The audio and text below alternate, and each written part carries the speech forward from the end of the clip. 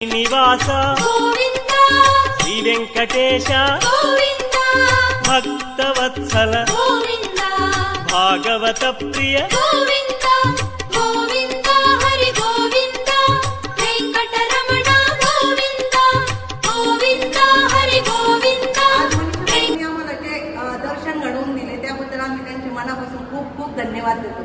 वैकुंठ एकादशी हा शब्द फक्त ऐकला होता, पण प्रत्यक्षात कसं आहे आम्हाला माहीतच नव्हतं. पण ज्या दिवशी आपण तिरुपतीमध्ये येतो, वैकुंठ एकादशी दर्शन घेतो, त्यावेळेस काय होतं, मोठ्या मंदिरातून आपल्याला डायरेक्ट बाहेर गाभाऱ्यातून काढतात आणि असं जे फील होतं की आपल्याला असं वाटतं की देव आपल्या जवळ आहे. आपण तिथं कुठेही दर्शन केलं तर देवाची मूर्ती आपल्याला दिसते.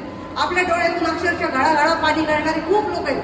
2 मिनिटात लोक येतात, एवढ्या लांबून दर्शन करतात, ढकलून देतात. पण आपण जी सेवा करतो ते सेवेचं इतकं मोठं फळ आहे की सांगूच नका. त्याची अनुभूती आम्हाला सगळ्यांनाच आली. त्यामुळे आम्ही दुसऱ्या वेळेस सेवेस त्यांच्याकडे हट्ट करून आलो की नाही आम्हाला सेवा द्या सेवा द्या, आणि त्यांनी ती सेवा मान्य केली आणि देवानेही आम्हाला बोलावलं. याचेही देवाचे आभार. आणि कुणालाही वैकुंठ एकादशीच्या वेळेस हे लागत नाही, ड्युटी लागत नाही.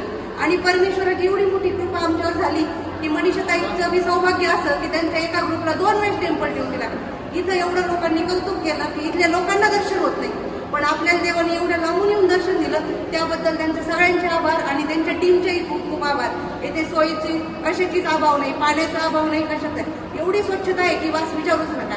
त्यामुळे येताना सगळ्यांनी आनंदाने आपलं एक एक बॅग उचला आणि घरच्यांना विचारून सरळ सेवेला या.